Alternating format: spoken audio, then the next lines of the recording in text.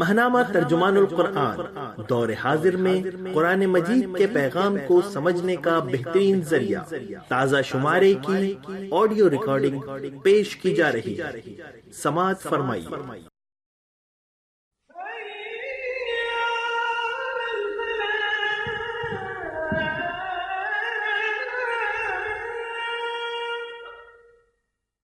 ادارہ عکس و آواز۔ بسم اللہ الرحمن الرحیم۔ اشارات، موضوع اور ایک نشانی رات ہے۔ تحریر پروفیسر خورشید احمد، ترجمان القرآن مئی 2018۔ ضبط گریہ تو ہے پر دل پہ جو ایک چوٹ سی ہے، قطرے آنسو کے ٹپک پڑتے ہیں دو چار ہنوز۔ جس طرح دن ایک حقیقت ہے، اسی طرح رات بھی ایک حقیقت ہے۔ روشنی اور تاریکی، سفید و سیاہ، سکون و اضطراب، بہار و خزاں، شیریں و تلخ، یہ سبھی زندگی کے حقائق ہیں، اور قافلہ زندگی ان تمام مراحل سے دوچار رہتا ہے۔ زندگی نام ہی نشیب و فراز سے گزرنے کا ہے۔ کارخانہ قدرت حق ایک صورت کو دوسری صورت سے بدلنے میں ہمہ وقت مصروف ہے، اور انسان کا اصل امتحان اسی دھوپ چھاؤں کے درمیان راز حیات کی تلاش و جستجو میں ہے۔ گردش لیل و نہار کی اصل اہمیت یہی ہے کہ یہ جانا جائے کہ ہر تبدیلی کے مقابلے میں انسان کا کیا رد عمل ہوتا ہے۔ آیا وہ بھی ہوا کے ہر جھونکے کے ساتھ ہوا کے رخ کی سمت میں اڑنا شروع ہو جاتا ہے، یا اپنے نہ بدلنے والے مقاصد حیات کی خدمت کے لیے نیا عزم اور نیا راستہ تلاش کرنے کی جستجو میں مصروف ہو جاتا ہے۔ ہر تبدیلی ایک چیلنج کی حیثیت رکھتی ہے۔ مرور ایام کی ہر کروٹ کارزار زندگی میں کچھ نئے میدانوں کا اضافہ کرتی ہے۔ لیل و نہار کی ہر گردش ایک نئی آزمائش کا باب کھولتی ہے۔ اصل اہمیت زمانے کی اس گردش کی نہیں، بلکہ اس رد عمل کی ہے جو اس کے نتیجے میں رونما ہوتا ہے، اور انسان کے بلند عزم یا پست ہمتی کا پتہ اسی رد عمل سے چلتا ہے۔ گردش لیل و نہار کے اس پہلو کا مطالعہ ہدایت ربانی کی روشنی میں کیا جائے تو بڑے اہم سبق آموز اور ہوش ربا پہلو نگاہوں کے سامنے آتے ہیں۔ قرآن پاک زمین و آسمان کے خالق و مالک کے اقتدار اعلیٰ اور اس کی نشانیوں کی طرف اس طرح اشارہ کرتا ہے: الم تر ان اللہ یولج اللیل فی النہار ویولج النہار فی اللیل۔ کیا تم دیکھتے نہیں ہو کہ اللہ رات کو دن میں پروتا ہوا لے آتا ہے اور دن کو رات میں؟ روشن دن کا رات کی آغوش میں دم توڑ دینا اور پھر تاریک رات کے بطن سے روشنی سحر کا رونما ہونا رب جلیل و کریم کی قدرت اور اس کے اقتدار کی دلیل ہے، اور سوچنے سمجھنے والوں کے لیے ایک نشانی بھی۔ یہ کائنات کے قوانین اور زمانے کی گردش کی آئینہ دار ہے، اور خود انسانی زندگی اور معاملات کے لیے اس میں عبرت، بصیرت اور رہنمائی کے بے شمار پہلو اور اسباق پوشیدہ ہیں۔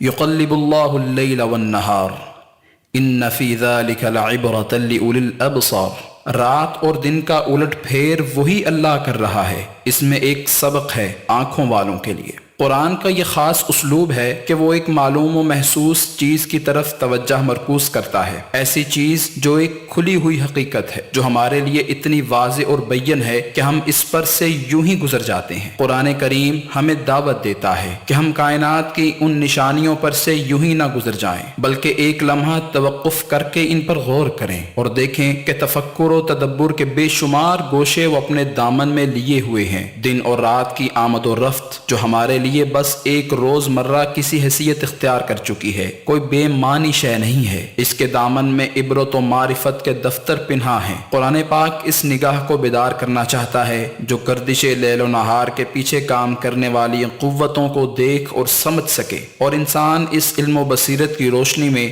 ایک دانش مندانہ رویہ اختیار کر سکے۔ مولانا امین احسن اصلاحی رحمہ اللہ تعالی نے یہاں پر وضاحت کرتے ہوئے لکھا ہے: رات کے بعد دن اور دن کے بعد رات کو لانا بھی اللہ ہی کے اختیار میں ہے۔ کسی کی طاقت نہیں کہ رات میں دن ظاہر کر دے یا دن میں رات نمودار کر دے، یا ان کی آمد و شد میں منٹ یا سیکنڈ کا فرق ہی پیدا کر دے۔ فرمایا کہ ان تمام باتوں کے اندر اہل نظر کے لیے بڑا سامان عبرت ہے۔ عبرہ عبرہ کا مفہوم ایک حقیقت سے دوسری حقیقت تک عبور کر جانا بھی ہے، یعنی جو لوگ وہ نظر رکھتے ہیں جو ظاہر کے اندر باطن اور جزیات کے اندر کلیات کو دیکھنے والی ہے، ان کو ان مشاہدات کے بعد اس بات میں ذرا بھی شک باقی نہیں رہ سکتا کہ یہ کائنات ایک خدائے حکیم و قدیر کی بنائی ہوئی ہے جو اس ساری کائنات پر یکا و تنہا حاکم و متصرف ہے۔ اس وجہ سے تنہا وہی حقدار ہے کہ اس کی عبادت و اطاعت کی جائے۔ یہ امر ملحوظ رہے کہ عبرہ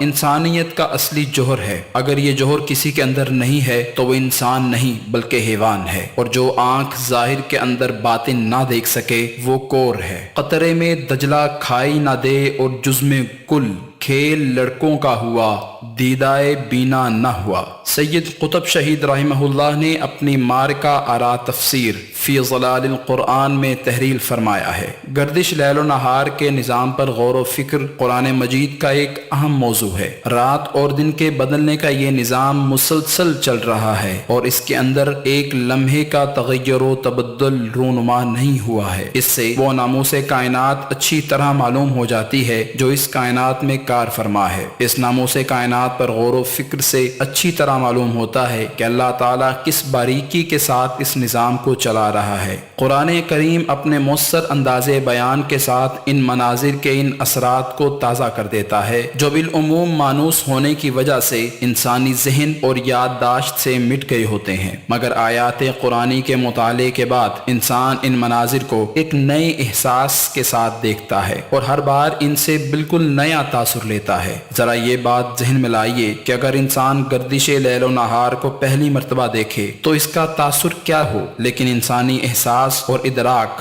دن اور رات کی گردش کے مناظر کو دیکھتے دیکھتے بجھ سا گیا ہے، حالانکہ رات اور دن کے اس نظام نے اپنی خوبصورتی اور انوکھے پن میں کسی چیز کی کمی نہیں پیدا ہونے دی۔ در حقیقت جب انسان اس کائنات پر سے غافلوں کی طرح گزر جاتا ہے تو وہ زندگی کی ایک بڑی مسرت اور خوشی کو گوا دیتا ہے۔ اس طرح اس کائنات کی حقیقی خوبصورتی اس کی نظروں سے اوجھل ہو کر رہ جاتی ہے۔ قرآن عظیم کا یہ کمال ہے کہ وہ ہماری بجھی ہوئی حس کو تازہ کر دیتا ہے اور ہمارے چھپے ہوئے شعور اور خوابیدہ احساسات کو تجدید و توانائی بخشتا ہے۔ ہمارا سرد مہر دل پرجوش اور ہمارا کند وجدان تیز تر ہو جاتا ہے۔ پھر ہم کائنات کو یوں دیکھنے لگتے ہیں کہ گویا ہم نے اس کائنات کو پہلی مرتبہ دیکھا ہو۔ پھر ہم اس کائنات کے مظاہر پر غور کرتے ہیں۔ پھر ہمیں نظر آنے لگتا ہے کہ دست قدرت ہر جگہ کام کر رہا ہے۔ ہمارے ماحول کی ہر چیز میں اسی خالق و مالک کی صنعت کاری ہے اور اس کائنات کی ہر چیز میں اسی پروردگار کے نشانات روشن ہیں اور ہمارے لیے عبرتیں ہی عبرتیں ہیں۔ اللہ تعالی ہم پر یہ کتنا بڑا احسان فرماتا ہے کہ جیسے ہی ہم اس کائنات کے مناظر میں سے کسی منظر پر غور کرتے ہیں تو ہمیں ایک حیات تازہ مل جاتی ہے۔ ہمیں اس کائنات کی ہر چیز کے بارے میں ایک نیا احساس اور ایسی مسرت ملتی ہے کہ گویا ہم اس منظر کو پہلی بار دیکھ رہے ہیں۔ اگر حساس نگاہوں سے دیکھا جائے تو یہ کائنات بہت ہی خوبصورت ہے اور ہماری فطرت کائنات کے ساتھ ہم آہنگ ہے۔ فی الحقیقت ہماری فطرت اس سرچشمے سے پھوٹی ہے جس سے اس کائنات نے وجود پایا۔ جب ہم اس کائنات کی روح سے پیوست ہو جاتے ہیں تو ہمیں عجیب اطمینان و سکون نصیب ہوتا ہے، خوشی، محبت اور طمانینت ملتی ہے، بالکل اسی طرح جیسے کوئی شخص براہ راست اپنے محبوب سے مل جائے۔ اس کائنات کی گہری معرفت کے نتیجے میں ہمیں اس میں اللہ کا نور نظر آتا ہے اور یہی ہے مفہوم اللہ کے نور السماوات والارض ہونے کا۔ جب ہم اپنے وجود، اپنے نفس اور اس کائنات کا گہرا مشاہدہ کرتے ہیں تو اس میں ہر جگہ، ہر سمت اللہ کا نور نظر آتا ہے۔ یہی وجہ ہے کہ قرآن کریم بار بار ہمیں توجہ دلاتا ہے کہ ہم اس کائنات کے روزمرہ مناظر کو ذرا گہرے غور و فکر کے ساتھ دیکھیں۔ قرآن دعوت دیتا ہے ان مظاہر اور مناظر پر سے غافل لوگوں کی طرح نہ گزر جاؤ آنکھیں بند کر کے، کیونکہ اس دنیا میں تمہارا یہ سفر نہایت بامقصد ہے، یہاں سے کچھ لے کر جاؤ، لیکن افسوس انسان ہیں کہ خالی ہاتھ جا رہے ہیں۔ فی ظلال القرآن، ترجمہ معروف شاہ شیرازی۔ وقت کی ان کروٹوں کو آیات الہی قرار دیا گیا اور ان کو ذریعہ ذکر بتایا گیا ہے۔ وَهُوَ الَّذِي جَعَلَ اللَّيْلَ وَالنَّهَارَ خِلْفَةً لِمَنْ أَرَادَ أَنْ يَذَّكَّرَ أَوْ أَرَادَ شُكُورًا۔ وہی ہے جس نے رات اور دن کو ایک دوسرے کا جانشین بنایا، ہر اس شخص کے لیے جو سبق لینا چاہے یا شکر گزار ہونا چاہے۔ دوسرے مقام پر دن رات کو آیات سے تعبیر کرتے ہوئے فرمایا گیا ہے کہ أَلَمْ يَرَوْا أَنَّا جَعَلْنَا اللَّيْلَ لِيَسْكُنُوا فِيهِ وَالنَّهَارَ مُبْصِرًا إِنَّ فِي ذَلِكَ لَآيَاتٍ لِقَوْمٍ يُؤْمِنُونَ۔ کیا ان کو سجھائی نہ دیتا تھا کہ ہم نے رات ان کے لیے سکون حاصل کرنے کو بنائی تھی اور دن کو روشن کیا تھا؟ اس میں بہت سی نشانیاں تھیں ان لوگوں کے لیے جو ایمان لاتے تھے۔ ان آیات پر غور کرنے سے جہاں گردش لیل و نہار کی طبعی اور اخلاقی حکمتوں کا علم ہوتا ہے، وہیں ہمیں غور و فکر کا ایک اسلوب بھی ملتا ہے جس کے ذریعے ہم صرف دن اور رات ہی کی گردش نہیں بلکہ گزرتے ہوئے زمانے کے برسوں، مہینوں، دنوں، حتیٰ کہ لمحوں کی ہر کروٹ پر بصیرت کی نگاہ ڈال سکتے ہیں۔ اس سے عبرت کے درس حاصل کر سکتے ہیں اور حال و مستقبل کی تعمیر کے لیے روشنی اور رہنمائی حاصل کر سکتے ہیں۔ رات صرف تاریک نہیں ہوتی بلکہ قدرت کے اس نظام میں اس کا بھی بڑا اہم وظیفہ ہے، اور دن صرف روشن ہی نہیں ہوتا بلکہ اس روشنی کے پہلو با پہلو بہت سے سائے بھی ہوتے ہیں جو کچھ حلقوں کو اور سورج کی روشنی کے باوجود دامے سیاہ میں گرفتار رکھتے ہیں، اور کچھ انسانوں کے لیے کمرے ہمت کسنے کی دعوت اور گوشائے آرام طلبی کو مسترد کرنے کی پکار بن جاتے ہیں۔ قرآن کریم جہاں ان حقائق زندگی سے ہمیں بلند تر اخلاقی حقائق کو سمجھنے کی دعوت دے رہا ہے، وہیں ہمیں یہ تعلیم بھی دے رہا ہے کہ اس نقطۂ نظر سے زندگی کے چند در چند پہلوؤں اور زمانے کی ہر گردش پر نگاہ ڈالیں اور ان اخلاقی حقائق کو سمجھیں جو سطح بین نگاہوں سے ہمیشہ اوجھل رہتے ہیں۔ دن اور رات اور ماہ و سال کی یہ گردش ہمیں اس حقیقت کا احساس بھی دلاتی ہے کہ تبدیلی اور تغیر محض کوئی ماضی کے واقعات یا اتفاقی حادثات نہیں ہیں بلکہ فطرت کا ایک قانون ہے۔ ثبات ایک تغیر کو ہے زمانے میں،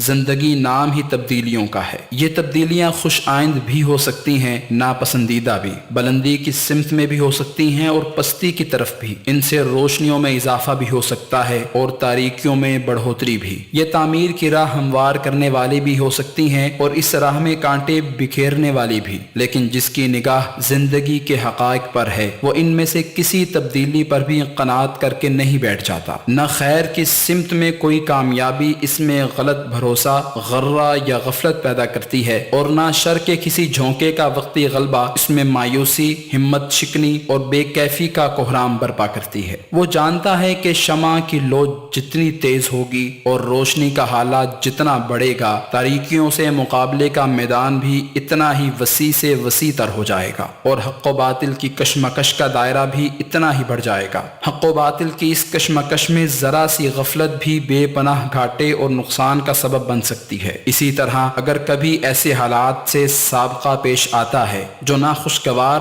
اور ناموافق ہیں تو اسے یہ یقین رہتا ہے کہ اس ناخوشگوار حالت کو دوام حاصل نہیں ہو سکتا، یہ قابل تغیر ہیں اور اسے بدلنے کی کوشش ہی ایک صاحب بصیرت کے لیے کرنے کا کام ہے۔ وہ مایوسی کا شکار نہیں ہوتا اور وقت کے آگے ہتھیار نہیں ڈالتا۔ وہ کسی ایک تبدیلی کو بھی مستقل اور دائمی نہیں سمجھتا بلکہ تاریخ کی طول طویل شاہراہ پر نگاہ ڈال کر صاف صاف نشان منزل دیکھ لیتا ہے۔ وقت، تاریخ اور زمانے کے تغیرات کا یہ شعور انسان کے لیے بڑا قیمتی سرمایہ ہے اور شب و روز کی گردش کا ہر لمحہ اسی کا درس دیتا ہے۔ اگر یہ احساس نہ ہو تو انسان نہ کامیابیوں میں علم اور برداشت کا مظاہرہ کر سکے اور نہ ناکامیوں میں صبر اور وقار کا اظہار، نہ فتح مندیاں اس کا دماغ خراب کر دیں اور نہ شکستیں اس کا کلیجہ پھاڑ دیں، نہ اچھے حال میں وہ راہ اعتدال پر قائم رہ سکے اور نہ برے حال میں وہ خود شکنی و خودکشی کی راہ پر دوڑ پڑے۔ اسی گردش ایام پر غور و فکر انسان میں شعور زمان، ٹائم کانشیسنس پیدا کرتا ہے اور اسے یہ سکھاتا ہے کہ وہ محض ایک لمحہ حال،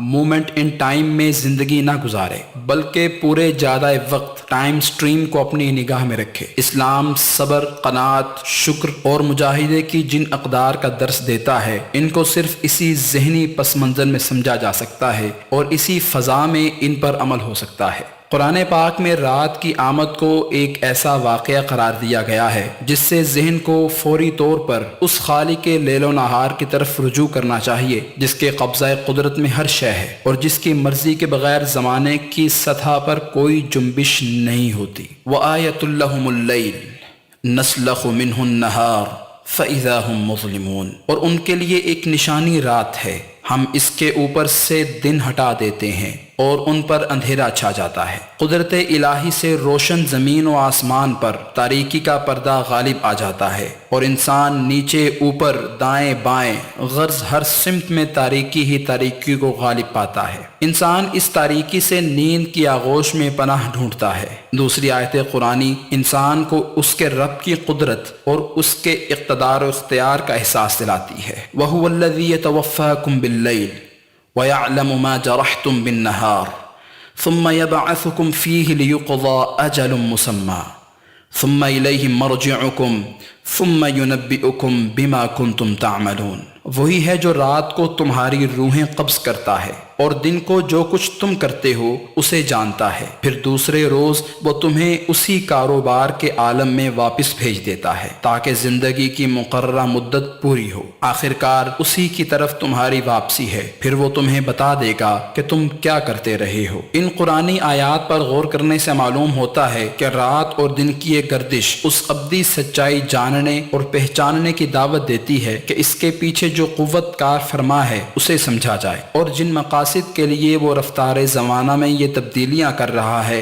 ان کو پورا کرنے کی سعی کی جائے۔ رات محض تاریکی کا ایک پردہ نہیں، دراصل یہ ایک مہلت ہے جو اس ہستی کی طرف سے انسان کو ملتی ہے جس کے ہاتھ میں انسانوں کی جان ہے، جس میں وہ ہمیں کاروبار حیات سے کھینچ کر اس حالت میں لے آتا ہے جس میں محنت اور جد و جہد کے دوران صرف کی ہوئی قوت کو بحال کیا جائے اور پھر دوبارہ کاروبار عالم کی طرف انسانوں کو بھیج دیا جائے۔ اس حقیقت کو یوں بھی بیان کیا گیا ہے کہ وَهُوَ الَّذِي جَعَلَ لَكُمُ اللَّيْلَ لِبَاسًا وَالنَّوْمَ سُبَاتًا وَجَعَلَ النَّهَارَ نُشُورًا، وہ اللہ ہی ہے جس نے رات کو تمہارے لیے لباس اور نیند کو سکون موت اور دن کو جی اٹھنے کا وقت بنایا۔ ان آیات سے چند باتیں معلوم ہوتی ہیں۔ نمبر 1، یہ گردش لیل و نہار بے مقصد نہیں ہے، اس کو سطحی نظر سے نہ دیکھا جائے، بلکہ اس کے ذریعے انسان ان مقاصد کا شعور حاصل کرنے کی کوشش کرے جن کی خاطر حکیم مطلق نے دن اور رات، روشنی اور تاریکی کا یہ نظام بنایا ہے۔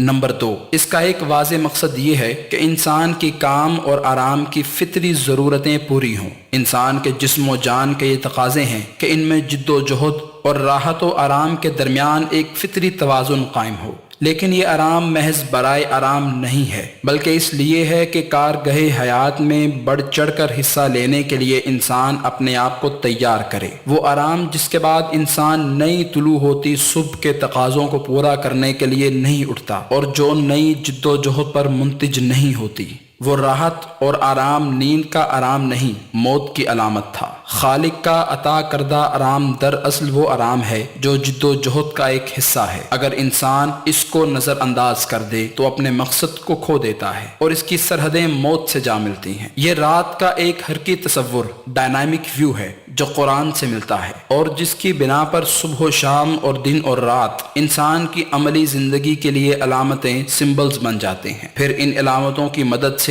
انسان زندگی کے وسیع میدان میں بے شمار چیزوں کو سمجھ سکتا ہے اور انہیں ان کے صحیح پس منظر میں ان کے ٹھیک مقام پر رکھ کر ان کے بارے میں صحیح رویہ اختیار کر سکتا ہے۔ نمبر 3، قرآن ہمیں یہ تعلیم بھی دیتا ہے کہ زندگی کے ان واقعات سے اپنے ذہن کو ان کے پس پشت کار فرما قوتوں پر غور و فکر کی طرف راغب کریں اور صرف مادی اور طبعی پہلوؤں ہی پر غور نہ کریں بلکہ ان کے اخلاقی پہلوؤں پر بھی توجہ صرف کریں۔ پھر اسباب حیات ہی کو انتہائی زندگی نہ سمجھ لیں بلکہ ان اسباب کے ذریعے مسبب الاسباب تک پہنچیں اور اس کے دامن رحمت کے سائے کی طلب میں بے چین و بے قرار ہو کر اس کی مرضی جاننے اور اس پر چلنے کی دیوانہ وار کوشش کریں۔ لا ریب وقت کی ہر کروٹ اور زمانے کی ہر جنبش کے پیچھے اس کی حکمت بالغہ کام کر رہی ہے۔ عقل مند وہ انسان ہے جو اس حکمت کو پانے کی جستجو کرتا ہے اور اپنے رب سے اپنا تعلق استوار کرتا ہے۔ اگر ہم اس معاملے پر دوسرے پہلو سے غور کریں تو محسوس کریں گے کہ رات دو قسم کے کرداروں کو نمایاں کرتی ہے۔ ایک گروہ وہ ہے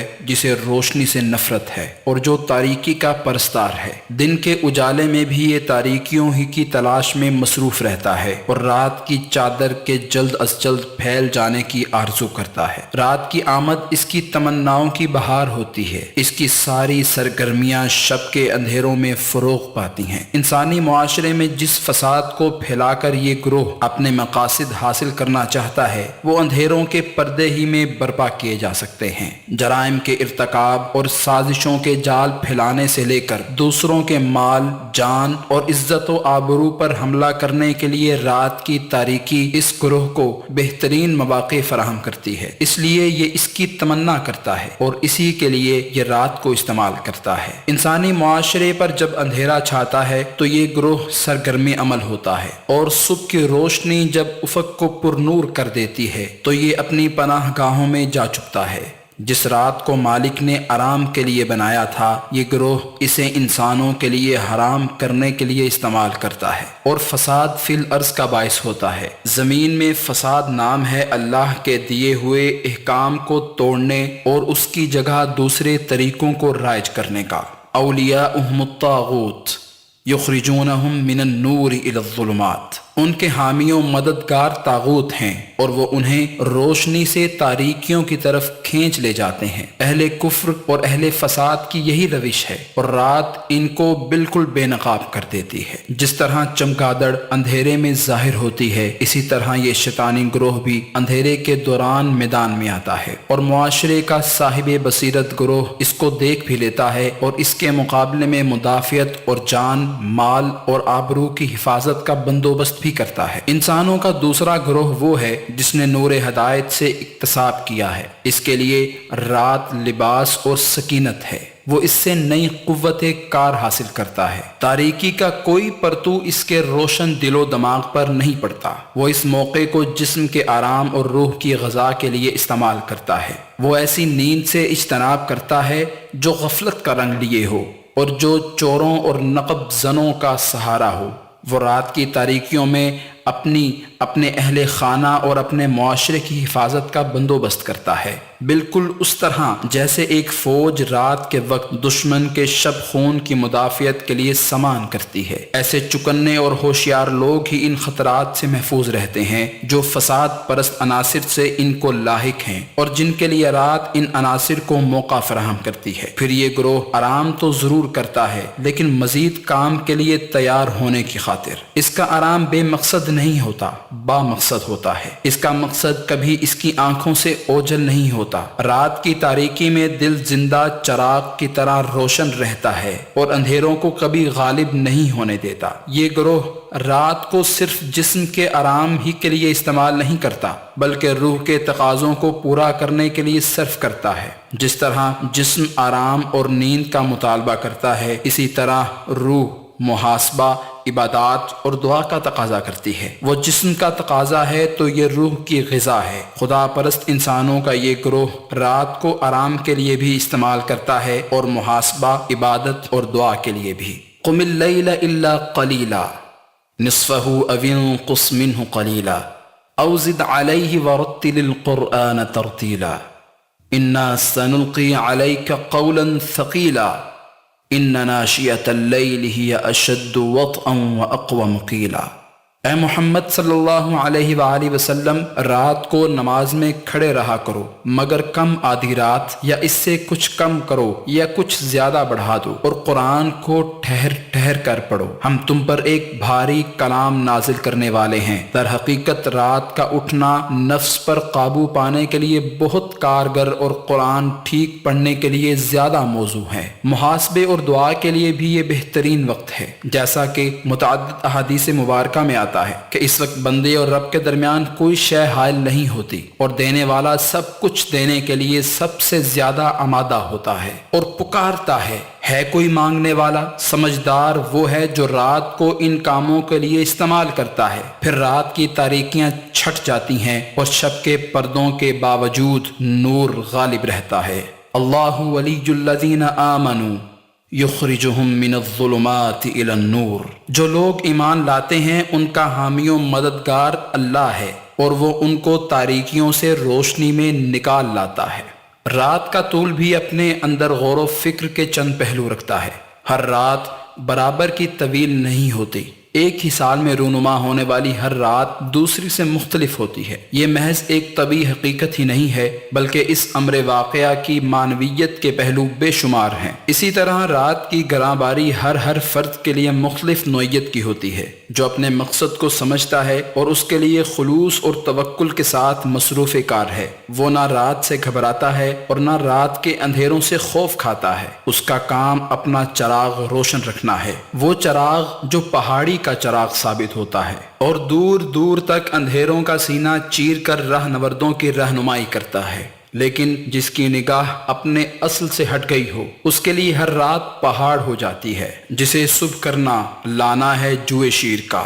دراصل رات کے اصل طول کے احساس کا انحصار انسان کے وجدان اور رویے پر ہے۔ بات شاعری کی نہیں، لیکن شب ہجر اور شب وصل میں جو فرق ہے وہ ساعتوں کے طول کا نہیں، احساس کی کیفیت اور شدت کا ہے۔ اس لیے جس کی نگاہ ایک انمٹ مقصد پر ہو اور جس کا کام اللہ کے دین کو قائم کرنا ہو، جو ایک مسلمان کا مقصد وجود ہے، اس کے لیے دن اور رات میں کوئی فرق نہیں۔ سرما کی رات ہو یا گرما کی، خزاں کی شب ہو یا بہار کی، اسے اپنا کام انجام دینا ہے۔ رات اس کے لیے جو معنویت رکھتی ہے، اس کی پیمائش ساعتوں اور لمحوں سے نہیں کی جا سکتی۔ اس کے لیے تو جاوداں پہم رواں ہر دم جواں ہے زندگی کی سی سرشاری چاہیے۔ قرآن پاک میں دن اور رات کا ذکر جس انداز میں کیا گیا ہے، اس میں ایک بڑا معنی خیز پہلو یہ ہے کہ دن سے رات اور رات سے دن کے رونما ہونے کا منظر، ہر رات کو ایک دن ختم ہونا ہے۔ کامیاب ہیں وہ خوش نصیب جو رات کا استقبال اس طرح کرتے ہیں کہ صبح 9 کے لیے تیاری کریں۔ یوں اہل توکل کی بسر ہوتی ہے، ہر لمحہ بلندی پہ نظر ہوتی ہے۔ گھبرائیں نہ ظلمت سے گزرنے والے، آغوش میں ہر شب کے سحر ہوتی ہے۔ جس طرح بیماری سے انسان کو صحت کی ضرورت و عظمت کا احساس ہوتا ہے، اسی طرح رات بھی دن کے نور کی اہمیت اور اس کی ضرورت کے احساس کو تیز تر کرنے کا ذریعہ ہے۔ جس نے رات سے یہ سبق سیکھ لیا، اس کی رات احساس سے محروم انسانوں کے دن سے 1000 گنا بہتر ہے۔ شاید خزاں سے شکل عیاں ہو بہار کی، کچھ مصلحت اسی میں ہو پروردگار کی۔ ادارہ عکس و آواز آڈیو اور ویڈیو کی دنیا میں معروف نام، دروس قرآن و حدیث، حمد باری تعالی، نعت رسول مقبول، نصیحت آمیز تقاریر، تحریکی ترانے اور مشہور نظمیں عرصہ دراز سے آپ کی خدمت میں پیش کر رہا ہے۔ دعوت و تبلیغ کے لیے ادارہ عکس و آواز ایک منفرد انداز کے ساتھ